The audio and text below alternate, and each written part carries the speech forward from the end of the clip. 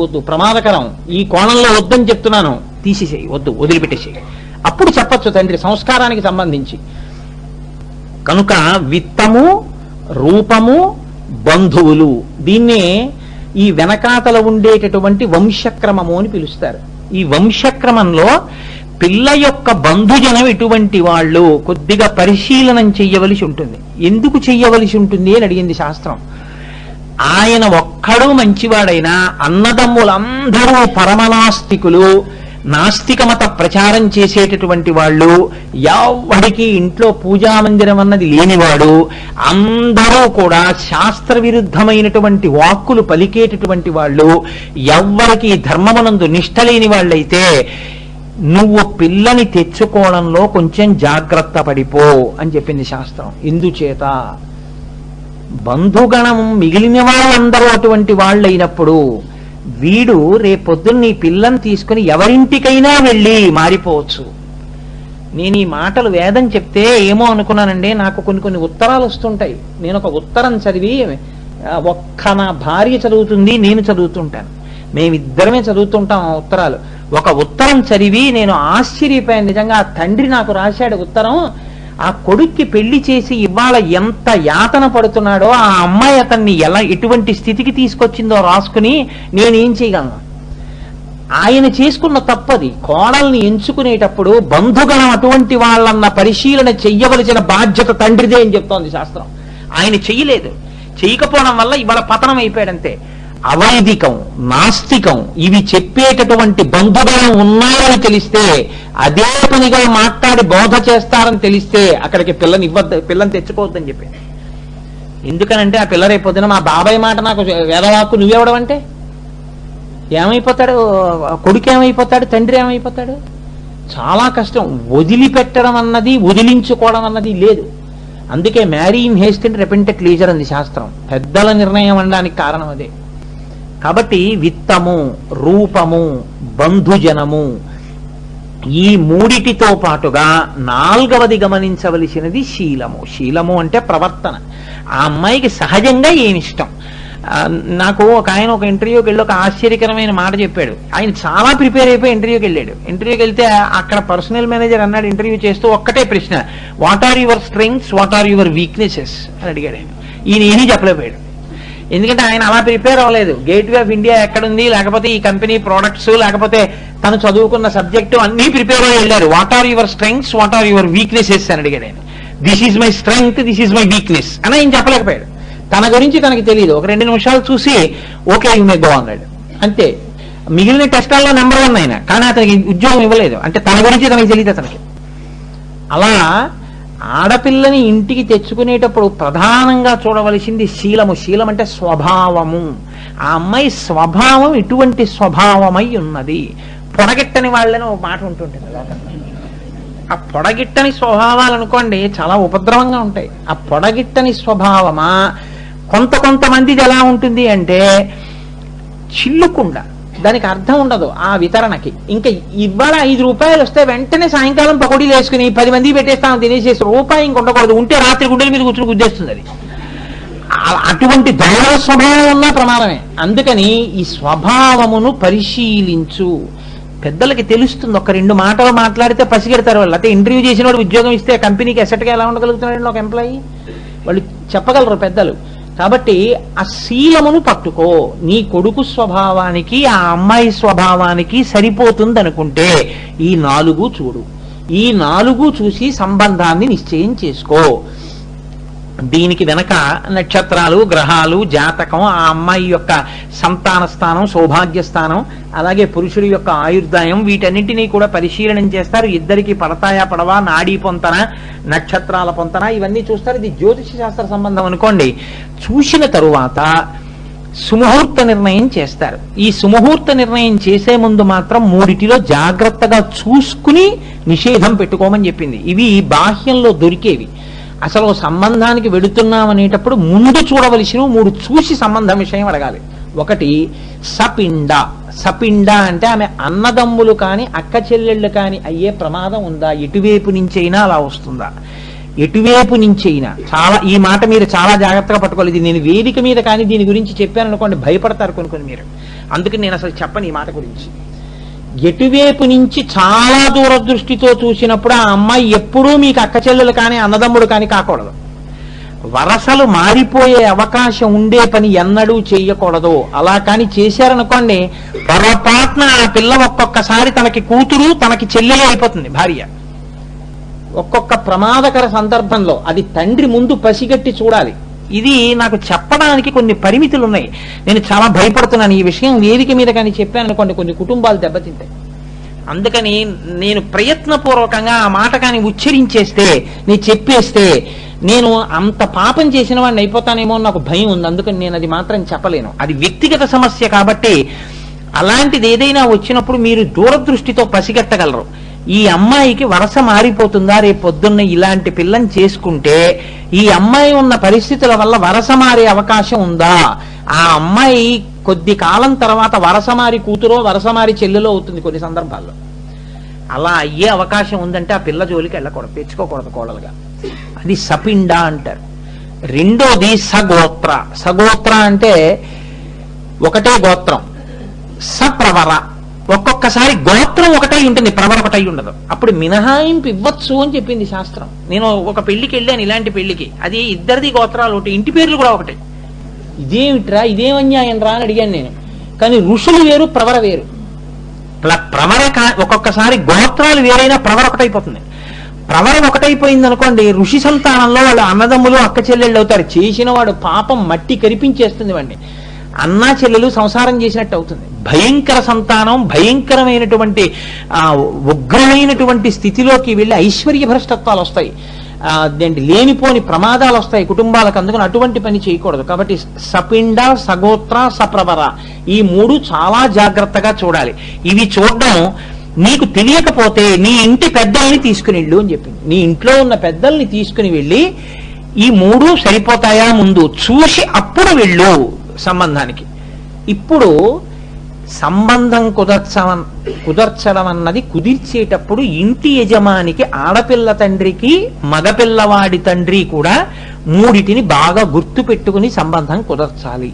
తన పిల్లల విషయంలో ఎందుకు పెళ్లి చెయ్యాలి, ఈ బాధ్యత తండ్రి ఉభయపక్షముల యొక్క తండ్రులు మూడిటిని తెలుసుకుని ఉండాలని చెప్పింది శాస్త్రం. ఒకటి ధర్మము. ధర్మము అంటే వాడు అలా ఒంటరిగా ఉండిపోయాడు అనుకోండి, వాడిని అయజ్ఞయ అని పిలుస్తారు. అయజ్ఞయ అంటే వాడు పెళ్లి చేసుకోకుండా ఒక వ్యక్తి ఒక కుటుంబంలో ఉండిపోతే వాడికి కొంత వయస్సు దాటిన తర్వాత వాడి పూర్వం పైన ఉన్నటువంటి 10 తరాల వాళ్ళని తీసుకొచ్చి ఊర్ధ్వలోకాల్లో చిరగేసి కట్టి కొడతారు వాళ్ళు పుణ్యం చేసిన. నీ కుటుంబంలో ఒకడు పెళ్లి చేసుకోకుండా ఉండిపోయాడు, వాడి సన్యాసం అన్నా తీసుకోవాలి, గృహస్థాశ్రమానికన్నా వెళ్ళాలి. రెండూ కాకుండా బ్రహ్మచారిగా కూర్చుంటానంటే కుదరదు. అలా ఎవరైనా ఉంటే పరమ ప్రమాదము. వాడి పూజకి కాని, యజ్ఞానికి కాని, యాగానికి కాని, ధర్మానికి కాని, పెద్దవాడిగా మాట చెప్పడానికి కాని దేనికి వాడు పనికిరాడు. అది అమంగళ దర్శనం అటువంటి వాడిది. కాబట్టి అటువంటి వాడు అయి ఉండకూడదు తన కొడుకు. కాబట్టి తన కొడుక్కి పెళ్లి చెయ్యవలసిందే. పెళ్లి చేస్తే కోడలు వస్తుంది, కోడలు వస్తే వాడు ధర్మం చేస్తాడు. ధర్మం చేయడం అంటే ధ్రియతేవా జనైరితి ధర్మం. వాడు ఆచమనం చేస్తాడు భార్యకి, ఓం కేశవాయ నమః అని ఆచమనం చేయిస్తాడు. భార్య పక్కనుంటే యజ్ఞం చెయ్యొచ్చు, యాగం చెయ్యొచ్చు, తీర్థయాత్ర చెయ్యొచ్చు. భార్య ఒక్కటి తీర్థయాత్రకి వెళ్ళి పుణ్యం చేస్తే పుణ్యం వస్తుందా, రాదని చెప్పింది శాస్త్రం. టెంపరితనం అని వేస్తారు ఖాతాలో. భార్య భర్తని విడిచిపెట్టేసి ఒక్కతే వెళ్ళిపోయింది అనుకోండి, ఆమె చేసిన దాన్ని యాత్ర అని పిలవదు. శాస్త్ర దృష్టిలో తెంపరితనము అని వేస్తారు. అలా వెళ్ళకూడదు దర్శనానికి. ఏమంటే మా ఆయన రాడు, ఎలా, మీ ఆయన కాళ్ళకి దండం పెట్టాను. రాడు కదా, ఆయన కాళ్ళకి దండం పెట్టి నువ్వు అంగితీర్థాలు చూసే పుణ్యం నీ ఖాతాలో వేస్తాం.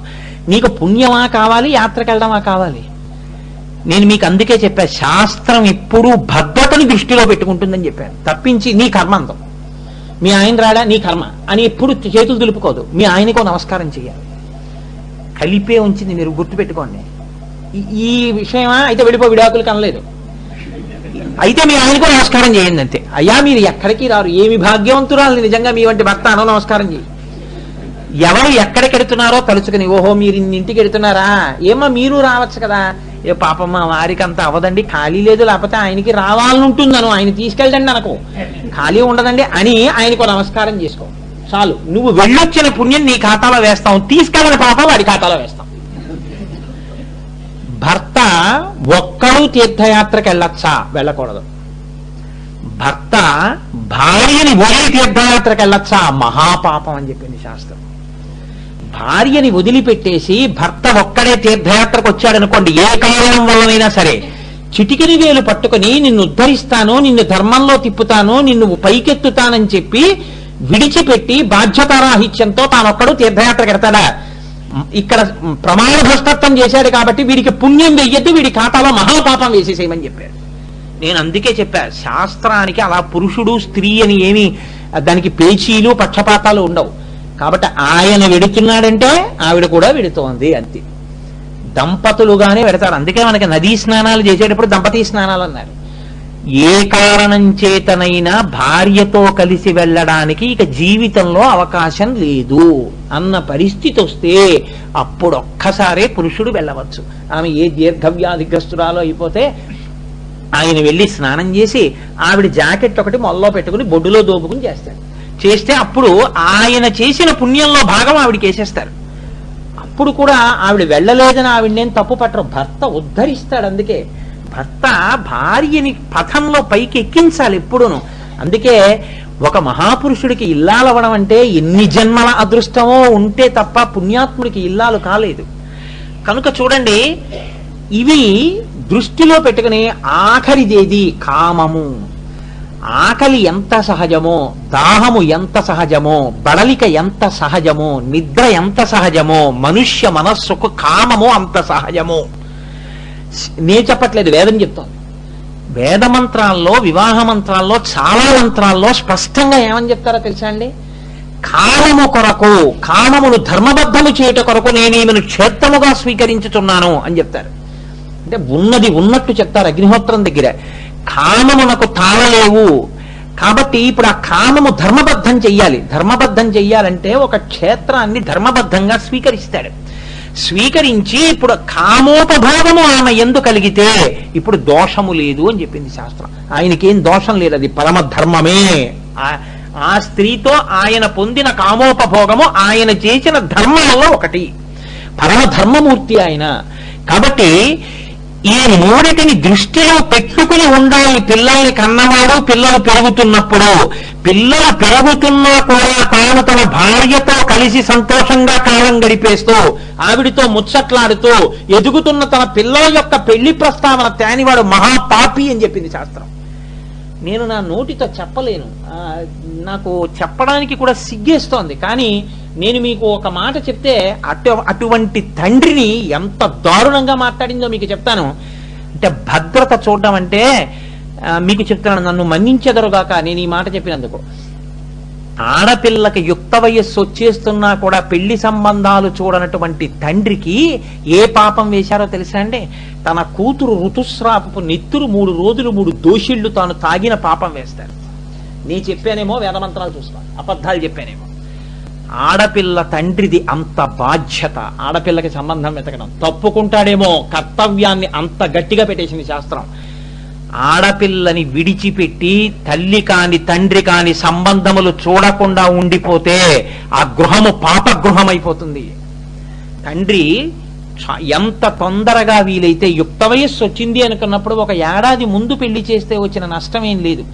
ఆమె భద్రత గురించి తండ్రి ఆలోచించాలని చెప్పింది. లేదా నువ్వు కొన్ని సంకేతములైనా ఇవ్వవలసి ఉంటుందమ్మా, నీకు పెళ్లి చెయ్యాలని ఉందమ్మా, నీకు నేను తొందరగా పెళ్లి చేసి తల్లి కన్యాదానం చేయాలనుకుంటున్నానమ్మా, కన్యాదానం చేస్తున్నప్పుడు మా నాన్నగారి పేరు మా తాతగారి పేరు నా పేరు వినపడుతుందమ్మా, నీ పేరు చెప్తూ ఏమంటారో తెలుసా?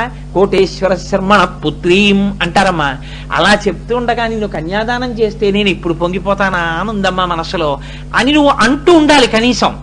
అలా అంటూ ఉంటే ఆయన పెళ్లి చేసేయడానికి సుముఖంగా ఉన్నాడు. ఇది నటన కాకూడదు. ఆ పిల్లని తొందరగా, అయ్యో పాపం నాన్నగారు పెళ్లి చెయ్యాలనుకుంటున్నారన్న భావన ఆమెకు అందించాలి తప్ప ఆమెని బ్రహ్మచారిణిగా ఎక్కువ కాలం ఉంచడం మంచిది కాదు. శ్రేయస్సురీత్యా సమాజ ప్రయోజనం రీత్యా శాస్త్రం దాన్ని అంగీకరించలేదు. కాదని సుఖపడుతున్న కుటుంబాలెన్నో, కాదని సుఖపడుతున్న సమాజం ఎంతో మీకు తెలుసు, నాకు తెలుసు పరిశీలనం చేస్తే. కాబట్టి ఇంత జాగ్రత్తగా చేసి వివాహం నిశ్చయం అయిపోయింది అనుకోండి, ఇంకా నేను పెళ్లి నిశ్చయం గురించి ఎంత చెప్తానో, పెళ్లి నిశ్చయం అయిపోయింది అనుకోండి, పెళ్లివారం అయిపోతాం, గొడవ వదిలిపోతాం. ఇప్పుడు పెళ్లి నిశ్చయం అయింది. పెళ్లి నిశ్చయం అయితే ఆడపెళ్లివారు ఏం చెయ్యాలి, మగ పెళ్లివారు ఏం చేయాలి? అయ్యా మీరు ఏమనుకోకుండా కొంచెం ఆయనకి ఏదైనా చక్కగా కూర్చో, అలవాటు లేనప్పుడు కూర్చోవడం కష్టం కదా, అలా కూర్చోండి. ఇప్పుడు అలా పెళ్లి నిశ్చయం అయితే ఆ పెళ్లి, ఇప్పుడు మీకు నేను ఈ చెప్పిన నేపథ్యం మీకు ఏమిటి జ్ఞాపకం ఉంది? అది ఇద్దరి జీవితాల కలయిక. 100 ఏళ్లు వాళ్ళిద్దరూ బతకడం, ఆ తర్వాత ఆ వంశం, ఆ ముందున్న వాళ్ళు ఉద్ధరింపబడడం, ఇన్నున్నాయి అందులో. ఇన్ని ఉన్నప్పుడు అది చేసేటప్పుడు ఎంత జాగ్రత్తగా, ఎంత పవిత్రంగా చేయవలసి ఉంటుంది. అందుకే పెళ్లి నిశ్చయం అయిన తర్వాత ముహూర్తం పెట్టించిన దగ్గర నుంచి ఇద్దరి బాధ్యతలు ఏమిటి అని మాట్లాడింది శాస్త్రం. పెండ్లి కుమారుని యొక్క తండ్రి అయితే పెళ్లి కొడుకుతోటి ప్రతిరోజు చక్కగా వాడు గాయత్రి ఎక్కువ చేసుకుంటున్నాడా లేదా, వాడు ఎక్కువగా సంధ్యావందనంలో చక్కగా శ్రద్ధతో కూర్చుంటున్నాడా లేదా, ఇది చూసుకోవాలి. ఒకవేళ సంధ్యావందనం చేసేటటువంటి అధికారం లేనటువంటి స్థితిలో ఉన్నటువంటి వాళ్ళు అనుకోండి, వాళ్ళకి ఇబ్బంది చెప్పలేదు, శాస్త్రం వాళ్ళకు ఒక మర్యాద చెప్పింది. ఆ మర్యాద ఏమిటో మీకు నేను చెప్తాను. కానీ ఆడపిల్ల తండ్రి అనుకోండి, ఆడపిల్ల తండ్రి అయితే ముహూర్తం పెట్టించిన దగ్గర నుంచి ఆడపిల్ల తండ్రి ఆడపిల్ల దగ్గర కూర్చుని తాను శ్రీ సూక్తం చదువుతూ పూజ చేయించాలి. ఆ చేసేటప్పుడు శచీదేవిని ఉద్దేశించి కొన్ని శ్లోకాలు ఉంటాయి. ఈ శ్లోకాల్ని తన పుస్తకం పట్టుకునైనా, చాలా తేలిగ్గా ఉంటాయి ఆ శ్లోకాలు. అమ్మవారికి పూజ చేస్తున్నప్పుడు ఆ శ్లోకాలు చెప్పాలి. చెప్పి అమ్మ కొంచెం కుంకం వేయి, కొంచెం కుంకం వేయని కుంకం వేయించాలి. ప్రతిరోజు శచీదేవికి పూజ చేయిస్తే ముహూర్తం దగ్గర పడే వరకు ఆ ఆడపిల్ల జీవితంలో వైధవ్యం రాయబడి ఉన్నా ఆ పిల్లకి వైధవ్యం రాదు. శచీదేవి అడ్డుపడుతుంది. అందుకే తెర శచీదేవి. రోజు అమ్మవారి యొక్క పూజ లఘువుగానో దీర్ఘంగానో అవకాశాన్ని బట్టి చేయిస్తూ ఉండాలి. ఇది గౌరీ తపస్సు వరకు నడుస్తుంది. అది పుట్టింటి వారి బాధ్యత. అక్కడ వరకు తండ్రే చేయిస్తాడు. అందుకే ఆడపిల్లకి శ్రీ సూక్తం వచ్చి ఉండాలి. చక్కగా శ్రీ సూక్తంతో పూజ చేసుకోవాలి. ఒక కనకధారా స్తోత్రం రావాలి, ఒక లక్ష్మీ అష్టోత్తరం రావాలి. లలితా సహస్రంలో పులోమజార్చిత అని ఒక పేరు వసిన్యాది దేవతలు అంటారు. పులోమజ అంటే పులోమ మహర్షి యొక్క కూతురు శచీదేవి. ఆవిడ చేత అర్చింపబడుతుంది అమ్మవారు. ఆవిడ పూజ చేస్తే సంతోషించి ఇంద్రుడికి ఇంద్రపదవి నుంచింది. ఆడది చేసిన పూజకి మొగుడు వృద్ధిలోకి వస్తాడు. అందుకని ఆడపిల్లతో పూజ ఇంట్లో ముహూర్తం వరకు చేయించుకుంటూ వెళ్ళాలి. ఇందులో ఇంకా ముహూర్తం దగ్గరికి వచ్చేస్తోంది అంటే పెళ్లికి 3 కాని 5 కాని 7 కాని 9 కాని ఇవి బాగా జ్ఞాపకం పెట్టుకోవలసి ఉంటుంది. వధువు యొక్క తండ్రి కన్యాదాత బేష సంఖ్యలో 3, 5, 7, 9 ఈ రోజులలో పెళ్లి ముహూర్తానికి 3 రోజుల ముందు కాని 5 రోజుల ముందు కాని 7 రోజుల ముందు కాని 9 రోజుల ముందు కాని ఏది సుముహూర్తం అయితే ఒక మంచి నక్షత్రాన్ని ఒక మంచి తిథిని చూసుకుని ఇంటి దగ్గర నుంచి ఉత్తర దిక్కుగా గాని తూర్పు దిక్కుగా గాని బయలుదేరి వెళ్ళాలి. వెళ్ళి ఎక్కడ పుట్టమన్ను దొరుకుతుందో ఆ పుట్టమన్ను వెదురు బుట్టలోకి ఎత్తి కన్యాదాత తెచ్చుకోవాలి ఇంటికి. పాలికలు అని మన వాళ్ళు అంకురారోపణం చేస్తారు. ఆ అంకురారోపణం చేసేటటువంటి మట్టి కన్యాదాత బేస సంఖ్యలో ఉత్తరానికి కాని తూర్పుకు కాని ప్రయత్నపూర్వకంగా వెళ్ళి తీసుకొచ్చి అంకురారోపణం చేస్తే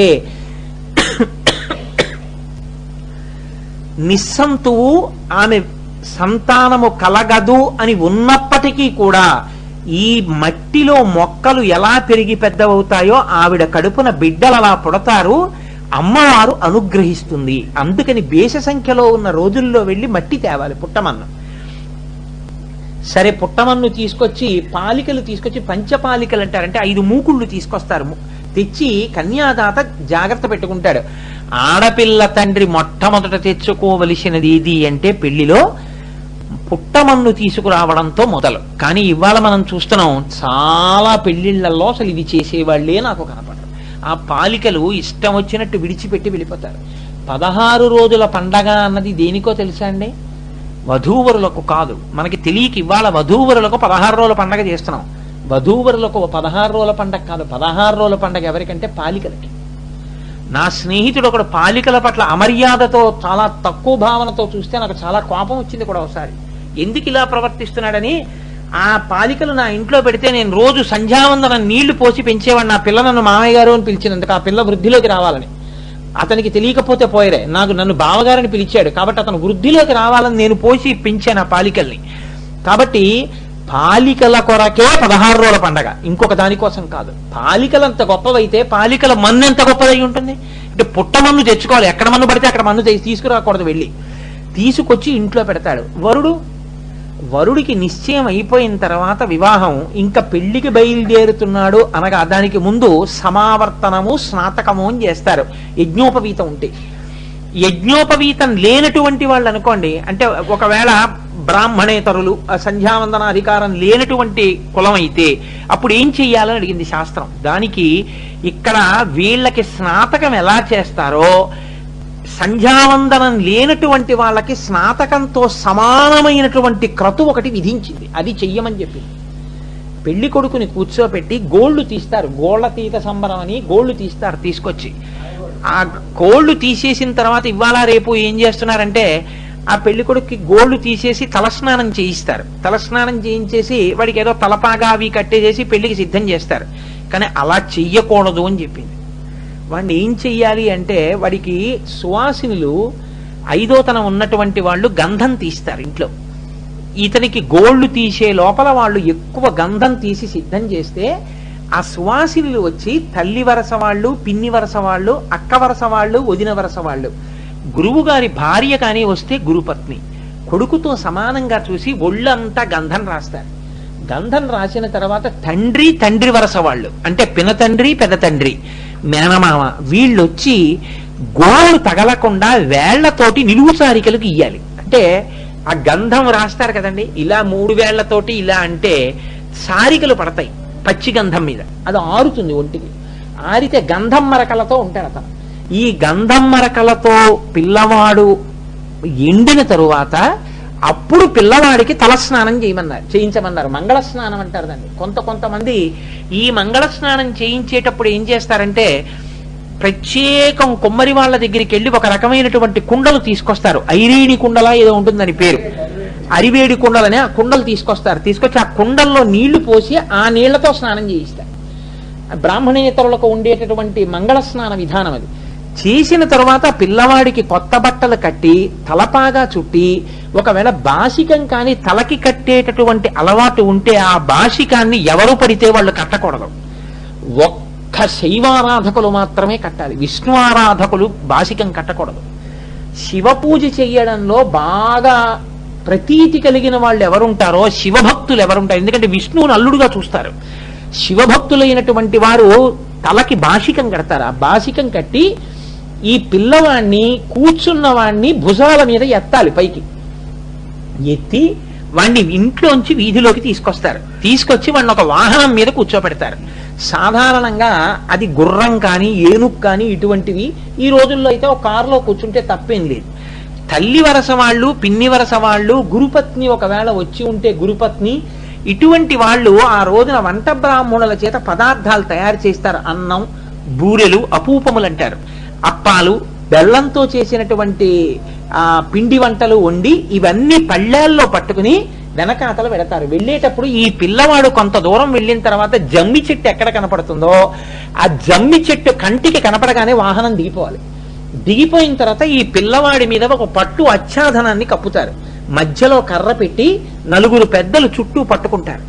ఈ ఆచ్ఛాదనం కింద నడుస్తూ పెళ్లి కుమారుడు శమీ వృక్షం దగ్గరికి వెళ్ళాలి. వెళ్ళిన తర్వాత అప్పుడు ఈ పిండి వంటల్ని, ఈ పదార్థాలని తీసుకొచ్చి శమీ వృక్షం కింద పెట్టి అక్కడ ఒక పీట వేసి పిల్లవాడిని కూర్చోబెడతారు. కూర్చోబెట్టి ఈ పదార్థాలన్నీ ఆ చెట్టుకి నైవేద్యం పెట్టిస్తారు.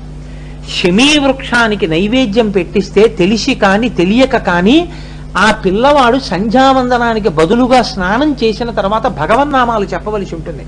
అలా చెప్పనటువంటి పాపం, ఆ పిల్లవాడు చూడకూడని రీతిలో పెళ్లికి ముందే ఇతరుల్ని చూసినటువంటి పాపం, ఇటువంటి పాపములు స్నాతకంలో ఏ విధంగా అయితే యజ్ఞోపవీతం ఉన్న వాళ్ళకి పోతాయో, యజ్ఞోపవీతం లేని వాళ్ళకి శమీ వృక్ష దర్శనం, శమీ వృక్ష నైవేద్యం చేత పోతుంది. కాబట్టి అలా తీసుకెళ్ళమని చెప్పింది. నాకు తెలిసి ఇవాళ అలా ఎన్ని కుటుంబాలు తీసుకెళ్తున్నాయో అసలు ఇటువంటిది ఒకటి ఉంది అని కూడా తెలుసో తెలియదో నాకు తెలియదు. ఏమైనా వెళ్తున్నారా సత్యనారాయణ? ఏమీ లేదు. అంటే ఇవాళ మనం ఎన్నిటిని విడిచిపెట్టేస్తున్నామో చూడండి. అంటే పాపభూయిష్టమైనటువంటి స్థితిలోనే పెళ్లి చేస్తున్నాం తప్ప అసలు ఇటువంటి స్నాతకోత్సవం, ఎందుకంటే స్నాతకం 3 రకాలుగా స్నాతకం చేస్తారు. అటువంటి స్నాతకం చేసి పెళ్లి చెయ్యాలి అని పిల్లవాడిని శమీవృక్షం దగ్గరికి వాళ్ళు తీసుకెళ్ళటం లేదు. అసలు నేను బ్రాహ్మణుల పెళ్లిళ్లలో స్నాతకం అనేటటువంటిది ఒక ఫార్స్. ఇవాళ దానంత హాస్యాస్పదమైనటువంటి విషయం ఇంకోటి లేదు. ఎందుచేత అంటే ఏవి స్నాతకంలో చెయ్యకూడదో అవే చేస్తారు వాళ్ళు. ఎందుకంటున్నానో తెలుసా అండి ఈ మాట? పెళ్లి కొడుకు ఇంటికి పెళ్లి కూతురింటికి మధ్యలో నది ప్రవహిస్తూ ఉంటే తప్ప స్నాతకానికి పెళ్లి కుమారుడు తన బంధువులతో కలిసి పెళ్లి కూతురు ఇంటికి రాకూడదు. అసలు స్నాతకం చేసుకుని భోజనాలు పెట్టి బంధువులకి కలిసి ఇక్కడికి రావాలి. నది అడ్డం ఉన్నా లేకపోయినా ఇవాళ ఏం చేస్తున్నారంటే ఆడపిల్లి వారింటికి వచ్చే స్నాతకం. స్నాతకం ఇవాళ పెళ్లి అంటే ఏంటంటే ఎన్ని పూట్ల భోజనాలను మాట్లాడుకోవడమే పెళ్లి అంతే. కాబట్టి వాడు ఇక్కడికే వస్తాడు స్నాతకానికి. అందుకే స్నాతకము కన్యాదానము ఒక వేదిక మీద చెయ్యొద్దని చెప్పింది శాస్త్రం. ఎందుకు చెయ్యొద్దని చెప్పిందో తెలుసా అండి? కనీసం గుర్తుపడతాడు. అదేమిటి అలా ఎందుకు చేయకూడదండి అని అడుగుతాడేమో. అడిగితే గడ్డి పెట్టి చెప్పేవాళ్ళు ఉంటే అయ్యో అనవసరంగా వచ్చేసి అయితే మా ఇంటి దగ్గర చేసుకోవాలని ఒకరు కాకపోతే ఒకరు తెలుసుకుంటాడు. కాబట్టి తమ ఇంటి దగ్గరే స్నాతకం చేసుకుని తన బంధువులకి భోజనం పెట్టి బయలుదేరి రావాలి పెళ్లి కొడుకు. పెళ్లి కొడుకు అంటే పెళ్లి కొడుకు తండ్రి చేయవలసిన మర్యాదలు. ఆయనకి స్నాతకము అంటే అందులో సమావర్తనము అని ఉంటుంది. అంటే అప్పటిదాకా వేద విద్యను అభ్యసించాడు. ఇప్పుడు వేద విద్యను అభ్యసించిన తర్వాత తిరిగి ఇంటికి వచ్చాడు. ఇంటికి వచ్చిన తర్వాత కర్ణకుండల ధారణ అంటారు. ఇప్పుడు దర్భలు చుడుతున్నారు చెవులకి. దర్భలు చుడతారు. చుట్టి గురువు గారు అక్కడ కూర్చుని చెప్తారు, నాన్న నువ్వు ఇవాళ నుంచి మాతృదేవో భవ, పితృదేవో భవ, ఆచార్య దేవో భవ, అతిథి దేవో భవ, సత్యం వద, ధర్మం చర, శ్రద్ధయా దేయం, అశ్రద్ధయా విదేయం. నువ్వు ఏదైనా ఇస్తే శ్రద్ధగా ఇయ్యి, అశ్రద్ధతో ఇయ్యకు, హ్రియాదేయం. ఎవరికైనా ఏదైనా ఇస్తే సిగ్గుతో ఇయ్యి, ఇంతకన్నా ఇవ్వలేకపోతున్నానని, ఇంత ఇచ్చానని గర్వపడుతూ ఎప్పుడు ఇవ్వకు అని చెప్పి ఎన్నో ధర్మాలు చెప్తాడు. చెప్పి స్నాతకము అంటే మేకింగ్ హిమ్ ఫిట్. మనకి ఇవాళ ఏంటి యూనివర్సిటీస్ లో స్నాతకోత్సవం చేశారని డిగ్రీ ఇస్తారంటే ఇవాళ నుంచి బిఏ ఎంఏ వాడు అలా వీడికి పిల్లని ఇవ్వచ్చు. చెప్తారు, నువ్వు చెట్టు ఎక్కకూడదు, నేను ఎక్కనండి. నువ్వు నీళ్లలో దూకకూడదు, దూకనండి. ప్రమాదకరమైనది అని తెలిసి దాంట్లోకి దూరకూడదు, దూరనండి. ఎక్కడైనా పెద్ద దెబ్బలాట అవుతుంటే ఇక్కడ ఏమైంది అని అడుగుతూ అందులోకి వెళ్ళిపోకు, నేను వెళ్ళనండి. ఎన్నడూ దిగంబరంగా స్నానం చేయకు, నీ చేయనండి. అలా చేస్తే పిశాచగ్రస్తం అవుతుంది శరీరం. నేను అలా స్నానం చేయనండి. నువ్వు ఎన్నడూ కూడా ప్రమాదకరమైనటువంటి వస్తువులని పట్టుకుని తిరగడం, అర్ధరాత్రి వేళ ఒక్కడివి నడుస్తూ వెళ్ళడం, ఇలాంటివి చెయ్యకూడదు, నేను చెయ్యనండి. ఇన్ని ప్రమాణాలు చేస్తాడు. వీటన్నిటికీ సాక్షి కన్యాదాత ఆయన చూస్తుంటాడు. అయిన తరువాత ఈ పిల్లవాడు కాశీ కడతానని బయలుదేరితే కన్యాదాత గారేం రాడు, బావమరిది వస్తాడు. అందుకే బావమరిది అంత గొప్పవాడు అయ్యాడు. బెల్లం ముక్క కట్టుకొస్తాడు. బెల్లం ముక్కకి సద్ది దోషం ఉండదు. అందుకని ఆ బెల్లం ముక్క వచ్చి గడ్డం కింద పెడతాడు. దానికి వైదిక మర్యాద కాదు, ఆచారం అంతే. గడ్డం కింద బెల్లం ముక్క పెట్టి, అయ్యా మీరు అలా వెళ్ళిపోకండి, మా చెల్లిని మీకు ఇస్తాం, మీరు గృహస్థాశ్రమంలోకి రండి అంటాడు. అయితే నేను వస్తున్నాను రా అబ్బాయి అంటాడు. ఇవాళ మీకు చిత్రం ఏమిటో తెలుసా అండి? చెప్పులు కొంటారు, గొడుగు కొంటారు, ఆ పిల్లవాడికి ఏవో ఇతర వస్తువులు కొన్ని కొంటారు. ఇవన్నీ తీసుకెళ్లి ఎవరికి ఇస్తారు? పెళ్లి కొడుకు ఇస్తారు. వాడు నేను ఆశ్చర్యపోయాను. ఒక్కొక్కళ్ళు మాకు బాటా చెప్పులు కావాలని కూడా అడుగుతారు. వీడు వాళ్ళు ఇవ్వకపోతే వీడి జన్మాంతరంలో ఎప్పుడు చెప్పులు కూడా తొడుక్కోలేని వాళ్ళగా. వాళ్ళని అడిగితే వాళ్ళ సైజువి చెప్పులు కొని ఇవ్వాలి. ఈ చెప్పులు వేసుకుని వాడు గొడుగట్టుకుని ఆ చెవులకి ఇవన్నీ ఆ దర్భలతో చుట్టిన దాని మీద ఏకంగా ఒక పన్నం చెప్తారండి. ఆ మణికుండల వల్ల పెట్టుకుని వాడు ఏ స్థితిని పొందుతున్నాడో చెప్పడానికి ఇవన్నీ వేసుకుని గొడుగు వేసుకుని ఎడుతుంటే మళ్ళీ తీసుకొస్తారు, కాశీకి వెళ్ళొద్దని వెనక్కి వచ్చేస్తాడు. ఈ వెనక్కి వచ్చేసేటటువంటి సమయంలో అతనికి ఒక్కడికే కానీ మీరు ఇవన్నీ ఇస్తే మహాపాపం అని చెప్పింది శాస్త్రం. ఎవరు ఇవన్నీ బోధ చేశారు అక్కడ వేదిక మీద? గురువు గారు చేశారు.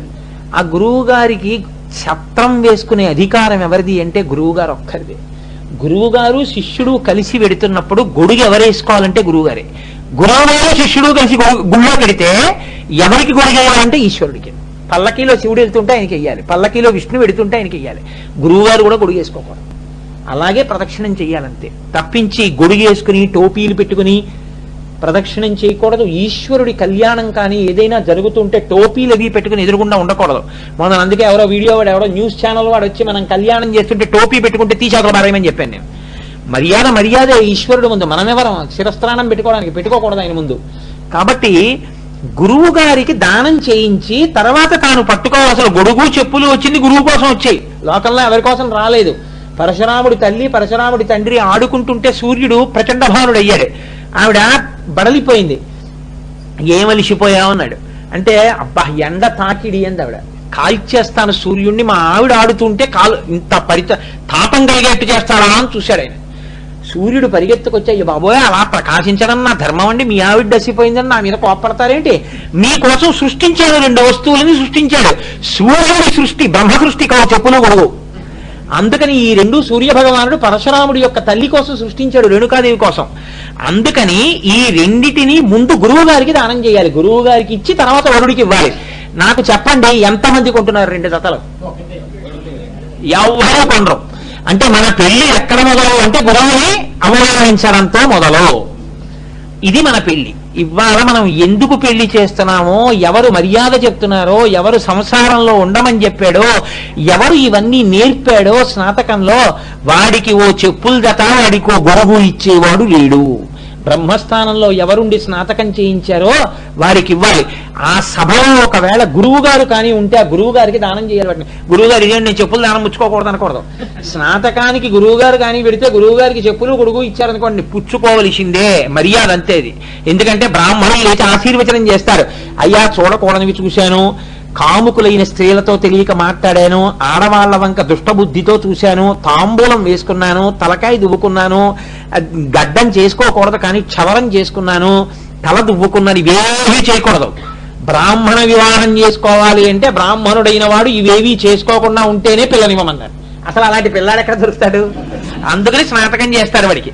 అయ్యా నేను ఈ తప్పులన్నీ చేసేసానండి, మీ అందరూ నన్ను క్షమిస్తున్నారా అని అడుగుతాడు సభలో. వీళ్ళందరూ లేచి మేమందరం నిన్ను క్షమించాం చేసుకో అంటారు.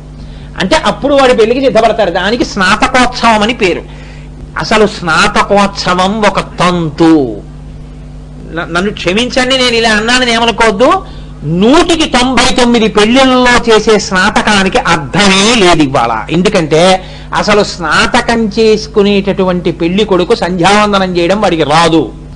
99 మంది పెళ్లి కొడుకులకి సంధ్యావందనం చేయడమే రాదు. వాడు పెళ్లి కొడుకు బ్రాహ్మణుడు, వాడు ఒక్కనాటికి కాడు. వాడి తండ్రి వాడి ప్రారంభం కొద్దీ ఒక ఉపనయనం చేశాడంతే. వాడు ఎప్పుడైనా సంధ్యావందనం చేస్తే వాడి తండ్రికే రాదు, కొడుకు ఏం చేస్తాడు? అందుకని తండ్రికి రాదు, తాతకి రాదు, మనవాడికి రాదు, ముగ్గురికి సంధ్యావందనం రాదు. వీడికి స్నాతకం అడిగేవాడు లేక వాడికి స్నాతకం ఎందుకు? బూడిగా అనవసరం వాడికి స్నాతకం. వాడిని కూడా శమీవృక్షం దగ్గరికే తీసుకెళ్లొచ్చు, ఏమీ తప్పు లేదు. సంధ్యావందనం చేయి, బ్రాహ్మణ వివాహం చేసుకో. సంధ్యావందనం లేకుండా నీకు సమావర్తం ఏంటి, కాశీయాత్ర ఏమిటి, నీకు స్నాతకం ఏంటి? నీకేమైనా మర్యాద ఉందని చెయ్యాలి ఇవన్నీ. నీకు మర్యాద ఉండదా? నీకు శాస్త్రం మాత్రం మర్యాద ఇవ్వాలా? ఎందుకు ఇవ్వాలి నీకు? నా కొడుకు సంధ్యావందనం చేయకపోతే నేను నా కొడుక్కి బ్రాహ్మణ వివాహం ఒక్కనాటికి చేయను. నేను చేయను స్నాతకం. నేను చెయ్యనురా నీకు. నేను నీ పీటల మీద కూర్చుని స్నాతకం చేయను. ఆ పాపం నాకు అక్కర్లేదని చెప్తాను. నువ్వు సంధ్యావందనం రోజు చేస్తేనే, నువ్వు ఎక్కడ ఉద్యోగం చేయి నాకు అనవసరం. బెంగళూరులో చేయి, హైదరాబాద్లో చేయి, మెడ్రాస్లో చేయి. నేను ఎప్పుడు నీ ఇంటికి వచ్చి చూసినా నువ్వు సంధ్యావందనం చేస్తూ ఉండాలి. నువ్వు సంధ్యావందనం చేస్తే స్నాతకం చేస్తాను. నువ్వు సంధ్యావందనం చేయకపోతే నీకు స్నాతకము చేయను.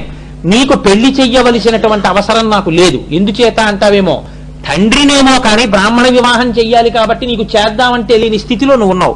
కాబట్టి నువ్వు ఇంకొకటి చేసుకో, చూసుకో అని చెప్పేస్తాను. తండ్రి చెప్పవలసిందే అని చెప్పింది శాస్త్రం. మర్యాదే. నువ్వు శాస్త్రాన్ని వాడుకోవాలనుకుంటే శాస్త్రాన్ని గౌరవంగా చూడడం నువ్వు నేర్చుకో. ఏం ఊళ్ళో 33 మాటలు టిఫిన్లు చేయడానికి, 63 మాటలు భోజనం చేయడానికి టైం ఉంది, 8 నిమిషాల సంధ్యావందనానికి నీకు టైం లేదు? ఊళ్ళో అక్కర్లేనివన్నీ జ్ఞాపకం ఉంటాయి కదా. 8 నిమిషాల సంధ్యావందనం మంత్రాలు నీకు గుర్తుండవు? ఏమి కష్టమని సంధ్యావందనం చెయ్యవు నువ్వు? కాబట్టి సంధ్యావందనం చేస్తేనే స్నాతకం. స్నాతకము, సమావర్తనం, కాశీకి వెళ్ళడం, తీసుకురావడం, గురువు ఉపదేశం, హోమం చెయ్యడం, ఇవన్నీ నువ్వు ఆ మర్యాదతో బతికితే, లేకపోతే ఫార్స్. అందుకే మీరు నన్ను ఏమైనా అనుకోండి, వీడు మూఢుడని మీరు అనుకున్నా సరే, నేను ఎప్పుడు పెళ్లిళ్లలో స్నాతకానికి వెళ్ళడానికి ఇష్టపడిన అసలు. ఎందుకంటారేమో ఎంతో బాధేస్తుంది నాకు ఆ మంత్రాలు వింటుంటే. చిచ్చి ఎందుకురా వీడికి మంత్రాలు అనిపిస్తుంది నాకు. వాడికి ఆ మంత్రాలు ఎందుకంటే వాడు సంధ్యావందనం చేయడు, గాయత్రి చేయడు. వాడికి ఫోటోల కోసం, వీడియోల కోసం ఇవన్నీ. గేదోడంతా పెరిగి అప్పుడు ఇంకా పెళ్లి 3 రోజులు అనగా వాడికి ఉపనయనం ఏమిటి, వాడికి చెవులకి ఇవన్నీ ఏమిటి, వాడికి ఒక గొడుగు ఏమిటి, వాడికి చెప్పులు ఏమిటి, వాడికి వెనక్కి రావడం మంత్రాలను అవమానం చేయడం కాదండి. నీకంత శ్రద్ధ ఉంటే వాడికి ఉపనయనం చేయవలసింది నువ్వు ముందు. తప్పెవరిది? తండ్రిదే. తండ్రి చేసిన ఉపనయనం చేయకపోతే కొడుకు తప్పు. కాబట్టి అది సమావర్తనము, అది స్నాతకము. నేను చెప్పేవి కొంచెం కఠినంగా ఉంటాయని నాకు తెలుసు, కానీ కఠినంగా ఉన్న గురువుగారు సత్యం మాట్లాడాలని మీరు గమనించగలిగితే మీరు దిద్దుకోగలరు. నేను అలా నిలబడతాను, అలా నిలబడలేకపోతే నేను అలా చేయనని మీకు చెప్తున్నాను. నేను అది కోరుకుంటాను. నాకు వైదిక మర్యాద కన్నా వ్యక్తులు ఎక్కువ కాదు. ఎవరైనా నిలబెట్టేస్తాను. దేని కొరకు? వైదిక మర్యాద కొరకు. వైదిక మర్యాదతో ఉంటే ఎవరినైనా కౌగిలించుకుంటాను. నాకు కావలసిందంతే. ఎందుకని? నాకు ఈ పీఠం ఇష్టం, నాకు వేదం ఇష్టం, నాకు పురాణం ఇష్టం, నాకు శాస్త్రం ఇష్టం. ఆ పదంలో ఉన్న వాళ్ళు ఎవరైనా కావచ్చు, వాళ్ళ కాళ్ళ మీద నేను పడతాను. అది అక్కర్లేదు, నువ్వు ఎవరైనా నాకు అక్కర్లేదు, నాకు కావలసిందంతే. ఎందుకని? నాకు ఆ మౌఢ్యం అలవాటు అయిపోయింది, నా సప్తధాతువుల్లో జీర్ణం అయిపోయింది. అందుకే నేను స్నాతకం గురించి చెప్పమంటే అలాగే చెప్తానంతే. కాబట్టి స్నాతకము, సమావర్తనము ఇది అయిపోయిన తర్వాత పెళ్లి కొడుకు పెళ్లికి బయలుదేరాలి. ఇది అయిన తర్వాత పెళ్లికి బయలుదేరేటప్పుడు ఇవాళ రేపు ఏం చేస్తున్నారంటే పెళ్లి కొడుకుని చేశారు అని వాడికి ఒక బుగ్గం చొక్క పెట్టేసి తీసుకొస్తున్నారు. కానీ పెళ్లి కొడుకుని చేయడము అంటే అలా తీసుకురమ్మని కాదు శాస్త్రంలో. వాడిని పెళ్లి కొడుకుని చేయడము అంటే పెద్దల యొక్క సమక్షంలో వాడికి మంగళ స్నానం చేయించి చక్కగా వాడికి దృష్టి చుక్క అని, వాడికి దృష్టి తగలకూడదు అని బుగ్గను చుక్క పెట్టి వాడికి చక్కగా కేశాలంకారం చేసి, స్నాతకం అయిపోయింది కాబట్టి అప్పటికి చేసి వాడు బయలుదేరుతున్నప్పుడు పెళ్లి కొడుకు ఎలా పడితే అలా పెళ్లికి బయలుదేరరాదు. వాడికి జ్యోతులతో సువాసినులు ఎదురు రావాలి. తూర్పు దిక్కుగా బయలుదేరాలి పెళ్లి కొడుకు. తూర్పు దిక్కుగా బయలుదేరి ఇంటి యొక్క గోడ, రాజద్వారం ఎక్కడుంటుందో ఆ హద్దు దాటేటప్పుడు మొట్టమొదట జ్యోతులు పట్టుకున్నటువంటి సువాసినులు ఎదురు రావాలి. ఆశ్రమం మారుతున్నాడు, దేన్ని? భగవంతుణ్ణి పొందడం కోసం మారుతున్నాడు. ఆ మార్గం చూపించగలిగినటువంటి దేవతా స్వరూపం ఎదురు రావాలి. మీ సువాసినులు జ్యోతులు పట్టుకుని వస్తారు. వీళ్ళు వచ్చిన తరువాత అప్పుడు సువాసినులు పక్కకి వెళ్ళాక వెనకాతల మళ్ళీ కొంతమంది అక్క చెల్లెళ్ళు, వదిన వరస వాళ్ళు, ఇటువంటి వాళ్ళు కొంతమంది సువాసినులు పూర్ణకుంభాలు అంటే నా ఉద్దేశంలో కొబ్బరి బొండం పెట్టిన పూర్ణకుంభాలు కాదు, నీటి కుండలతో ఎదురొస్తారు. నీటి కుండ చాలా గొప్ప శకునం మనకి. నీటి కుండతో ఎదురొస్తారు. వీళ్ళు దాటాలి పెళ్లి కొడుకుని. వీళ్ళు పెళ్లి కొడుకుని దాటుతుంటే అతను రాజద్వారాన్ని దాటాలి. దాటి బయటికి వస్తాడు. ఎప్పుడూ ఒక్కడు ఉండకూడదు కాబట్టి పెళ్లి కొడుకు పెళ్లి కూతురు ఒక్కరుంటే పాడు చేయడానికి పిశాచాలు చూస్తుంటాయి. ఎందుకని అంటే ఉత్తిష్టంతో భూత పిశాచాహ, వాటికి ఆ సరదా ఏంటంటే వీడి ఆశ్రమం మారి వీడు ఉద్ధరింపబడకూడదు, అందుకని వాటి కోపం. అందుకని వీడిని ఉద్ధరించడం కోసమని సరి అయిన ఎదురు చూసి తోట పెళ్లి కొడుకుతో కలిపి ఇద్దరిని కలిపి ఒక వాహనంలో కూర్చోబెట్టి మేళతాళాలతో బాజా భజంత్రీలతో ముందు పెద్దలు నడుస్తుండగా చక్కగా వైదిక మంత్రాలతో వస్తాడు. వచ్చిన తర్వాత అత్తగారు ఎదురు రావాలి. ఎదుర్కోలు ఉత్సవము అంటారు. ఎదుర్కోలు ఉత్సవంలో అత్తగారిది ప్రధాన పాత్ర. అత్తగారు తేనె పట్టుకుని వస్తుంది లేదా పానకం పట్టుకుని వస్తుంది. పానకం పరమ మంగళ ద్రవ్యం. బెల్లం కలిపినటువంటి ఆ పానకాన్ని తీసుకొచ్చి ఓ చిన్న గ్లాసులో పట్టుకుని కాబోయేటటువంటి అల్లుడికి ఇచ్చి, బాబు నువ్వు ఇది తాగు అంటుంది. అంటే ఇప్పుడంటే ఏదో వీరభద్రపళ్ళెం ఆడినట్టు లేకపోతే పిశాచాలు ఆడినట్టు వెరినాట్యాలన్నీ చేసుకుంటూ వస్తున్నారు. అలా రమ్మని ఏం చెప్పలేదు వేదంలో. ఓ మామూలు చక్కగా ఒక నాగరికత ఉన్నవాడు ఎలా వస్తాడో అలా వస్తే చాలు, నువ్వు జడల బర్రెలా ఏడక్కర్లేదు. అత్తగారు తీసుకొచ్చి గ్లాస్తో పానకం ఇస్తే ఆ పాత్రతో ఇచ్చినటువంటి పానకాన్ని తాగుతాడు. ఇలా ఎందుకు ఇవ్వాలి పానకం అని అడిగారు. అడిగితే అలా పానకం ఇచ్చినప్పుడు అత్తగారు మనసులో అనుకుంటుందిట, నాకు ఇప్పుడు ఇతను పుత్రపంచకంలో ఒకడయ్యాడు అంటుంది. ఈవిడకైతే తన మామగారికి కూడా అయ్యాడు.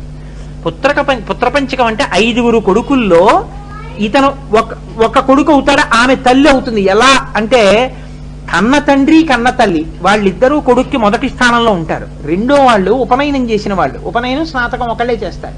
సాధారణంగా తండ్రి ఉపనయనం చేస్తాడు, తండ్రే స్నాతకం చేస్తాడు. తండ్రి లేకపోతే పెద్దన్న గారు వదిన గారు ఉపనయనం స్నాతకం చేస్తారు. 3 గురువు గారు గురువు గారి భార్య వాళ్ళిద్దరూ ఎప్పుడు కనపడినా తల్లిదండ్రులతోటే సమానం, వయస్సుతో సంబంధం ఉండదు. కాబట్టి గురువు భార్య, రాజు భార్య, దేశాన్ని పరిపాలించే రాజు భార్య ఎక్కడ కనపడినా తల్లిదండ్రులతో సమానం. 5వది అత్తగారు. అత్తగారు పానకం పట్టుకొచ్చి ఇచ్చినప్పుడు అల్లుడు, ఆ కాబోయే అల్లుడు పానకం తాగుతాడు. ఆ పానకం తాగినప్పుడు పుత్రపంచకంలో ఒకడవుతాడు. పుత్రపంచకంలో ఒకడైతే ఏమవుతుంది అంటే అరమరిక లేకుండా అత్తగారు వడ్డన చేస్తుంది. తర్వాత తన కొడుక్కి ఎలా పెడుతుందో అలా, నాన్న అబ్బాయి బాబు నీకు ఇష్టం కదా అని చెప్పి ఏదో ఈ కూర వండానయ్యా, నీకు ఇష్టం కదా అని మధుర పదార్థం వండానయ్యా, ఇంకొంచెం వేసుకో, ఇంకొంచెం తిను అని కొడుక్కి ఎలా కొసరి కొసరి వడ్డిస్తుందో అలా వడ్డిస్తుంది. కొడుకు యొక్క పూజా సంపుటాన్ని ఎలా తల్లి శుభ్రం చేసి అక్కడ పెడుతుందో పూజకి, అలా అత్తగారు అల్లుడింటికి వెడితే అల్లుడు పూజ చేసేటటువంటి పూజా సంపుటాన్ని అత్తగారు ముట్టుకోవచ్చు. ముట్టుకుని కడుగుతుంది. పూజా సంపుటం అంటే మామూలుగా ఉండదు. లోపల తన ఇంటి పూజా మందిరంలో వాడే పూజా సంపుటం ఉంటుంది. దాన్ని అందరూ ముట్టుకోవడానికి అర్హత ఉండదు. ఒక్క అత్తగారు, తల్లి, తన శిష్యులు వాళ్ళకే అధికారం ఉంటుంది ముట్టుకోవడానికి. ఆవిడ దాన్ని శుభ్రం చేసి అతని పూజకి అక్కడ పెట్టచ్చు. ఒక కొడుకుని ఎలా చూస్తుందో అలా ఆవిడ చూడొచ్చు. కొడుకు తల్లితో ఎలా ఉంటాడో అంత ప్రేమతో అత్తగారితో అల్లుడు ఉండొచ్చు. ఈ బంధానికి మొదలు ఎక్కడ అంటే నాంది పానకం ఇచ్చి ఆహ్వానిస్తుంది. దాన్ని ఎదుర్కోలు ఉత్సవము అంటారు. ఈ ఎదుర్కోలు దగ్గరే కొంతమందికి అలవాటుగా తోటలో దిగడము అని ఒక అలవాటు ఉంటుంది. తోటలో దిగడం అంటే ఒక చోట చక్కగా, తోటలంటే ఇప్పుడు తోటలేం కాదు, పెళ్లి మంటపానికి బయట ఉన్నటువంటి విశాల ప్రాంగణంలోనే దిగి వసంతం చల్లుకుంటారు. వసంతం చల్లుకుని బుక్కా బరిగుండాలని తీసుకొస్తారు రంగులు, అవి కూడా చల్లుకుని ఉభయులు శుభలేఖలు చదువుకుంటారు. ఈ ఎదుర్కోలు ఉత్సవం అయిపోయిన తర్వాత అప్పుడు యథార్థంగా జరగవలసినటువంటి వివాహము కొరకని ఆ వివాహ మంటపంలోకి ప్రవేశిస్తారు. ఇప్పుడైతే ఆ ఆచారం తగ్గిపోయింది, కానీ అసలు మర్యాదతో కూడినటువంటి విషయం ఒకటి ఉందండి. ఏమిటో తెలుసా? మనం సుముహూర్తం కదండి వివాహం అంటే. వివాహం అంతా దేని మీద ఆధారపడిపోతుంది? సుముహూర్తం వైపుకు వంగిపోతుంది కార్యం అంతా. మిగిలినవి ఎలా చేయండి, ఆ సుముహూర్తం వచ్చేస్తోంది, ముహూర్తం వచ్చేస్తోంది, రెండు అంటారు. సుముహూర్తం దేని మీద ఆధారపడుతుంది? కాలం మీద ఆధారపడుతుంది. కాలం మీకు ఎలా తెలుస్తుంది? గడియారం బట్టి తెలుస్తుంది అంతే, ఇంకెవరికి తెలియదు. పూర్వం అయితే ఘటికా యంత్రం, ఇప్పుడైతే గడియారం. అసలు మర్యాద ఏమిటో తెలుసా అండి? దానికి ప్రత్యేకం ఒక మంత్రం ఉంది ఈశ్వరుణ్ణి ఉద్దేశించి. సుముహూర్తం అయితే నేను పెట్టాను, కానీ ఆ సుముహూర్తం వచ్చిందని చెప్పగలిగిన వాడు ఎవ్వడూ లేడు. నువ్వు ఒక్కదానివే చెప్పగలవు. కాబట్టి నువ్వే ఈశ్వర స్వరూపమని మొట్టమొదటే కన్యాదాత గారు ఒక మంచి వాచి ఒకటి కొనుక్కుని, అంటే ఘటికా యంత్రం పెట్టేవారు పూర్వం, ఇప్పుడైతే ఒక వాచి ఒకటి తెచ్చి, ఏమండి నా టైమా మీ టైమా అని, పెళ్లి కొడుకు తండ్రి ఏమో 8:17 అయిందంటాడు, పెళ్లి కూతురు తండ్రి 8:25 అయిందంటాడు. సుముహూర్తం అంటే సుముహూర్తమేనండి, గడియ విఘడియలతోటి.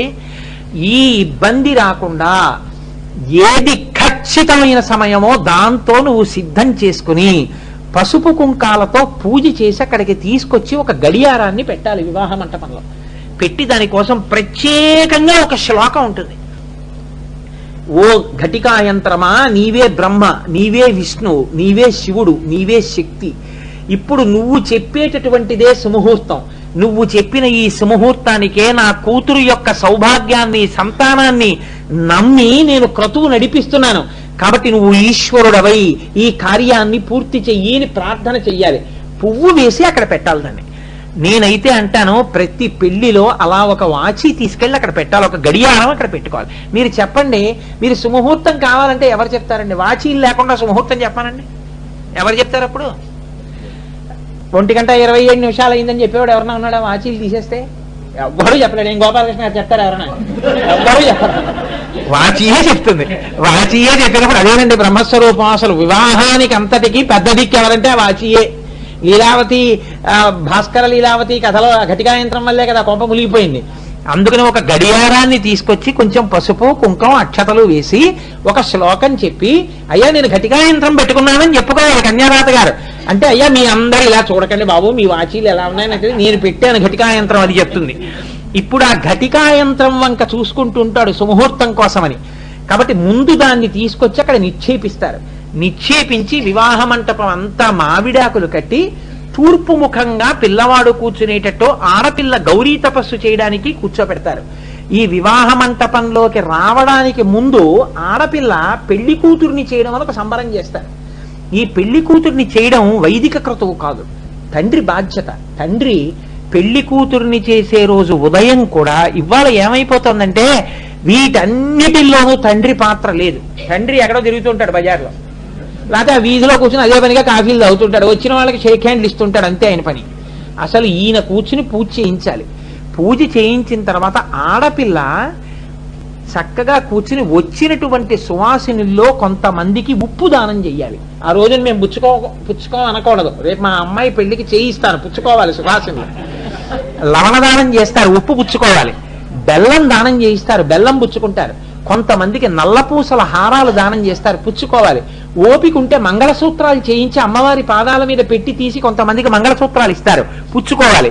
కొంతమందికి చెరుకు కర్రలు ఇస్తారు, చెరుకు కర్రలు పుచ్చుకోవాలి. కొంతమందికి గుమ్మడి పళ్ళు ఇస్తారు. కుష్మాండ దానం అని అది చేస్తే పూర్ణదానం. కాబట్టి ఆడపిల్లతో ఆ రోజున తండ్రి గారు ఈ మంగళ ద్రవ్యాలు ఎన్ని వీలైతే అన్ని తీసుకొచ్చి ఇవ్వాలి. చక్కగా బోలుడని చెరుకు కర్రలు, నల్లపూసల గొలుసులు. వింటున్నారా దుర్గాదేవి గారు? మీకే ప్రధానం. ఆ నల్లపూసల గొలుసులు, మంగళసూత్రాలు, పసుపు తాళ్లు ఇవన్నీ పెట్టుకుని వచ్చిన ముత్తైదువులకు అందరికీ ఆడపిల్ల కాళ్ళకి పసుపు రాయడం, బొట్టు పెట్టడం, ఓ చెరుక్కర్ర, ఓ నల్లపూసల గొలుసు, ఓ మంగళసూత్రం ఇలా ఇస్తూ ఉండాలి. ఆ రోజు ఇస్తూ ఉండి చెట్టు చేరదారా తపస్సుకు వస్తుంది. ఇంతమంది సంతోషిస్తారు. ఏమి సంప్రదాయం, ఏమి సంప్రదాయం! వచ్చిన ప్రతి సువాసిని అమ్మవారే ఇంతమందికి మంగళ ద్రవ్యాలు దానం చేస్తుంది, చేసి గౌరీ పూజకు వస్తుంది. ఇవాళ రేపు నేను చూస్తున్నాను, గౌరీ పూజ అంటే ఒక్క అమ్మవారని అనుకుంటున్నారు. శాస్త్రంలో అలా చెప్పలేదు. పార్వతీ పరమేశ్వరుల యొక్క మూర్తిని అక్కడ పెట్టుకోవాలి. పెట్టుకుని పార్వతీ పరమేశ్వరుల యొక్క మూర్తికి ఆడపిల్ల పూజ చేస్తుంది. ఇవాళ ఏం చేస్తున్నారంటే ఆడపిల్ల వచ్చి కూర్చుని పూజ చేసే ముందు నేను చాలా పెళ్లిళ్లలో చూస్తూ ఉంటాను. అబ్బా అందులో కూర్చోలేమో అంకుల్ అంటారు. అంకుల్ అంటే బాబాయ్యో తెలియదు, మామయ్యో తెలియదు, అదో దిక్కుమాల భాష. అందులో బుట్టలో పెట్టి తీసుకొస్తారు. తీసుకొస్తే ఆ బుట్టలో కూర్చోలేక కింద కూర్చునే అలవాటే లేదు. ఇంకా ఆ పిల్ల బుట్టలో ఏం కూర్చుంటుంది? కూర్చోలేదు. అందులో నేను పీటల మీద కూర్చుంటానంటుంది. పీట మీద కూర్చుని చేయకూడదు, బుట్టలో కూర్చోవాలి. ఆడపిల్లని పెళ్లి కూతుర్ని చేసిన తరువాత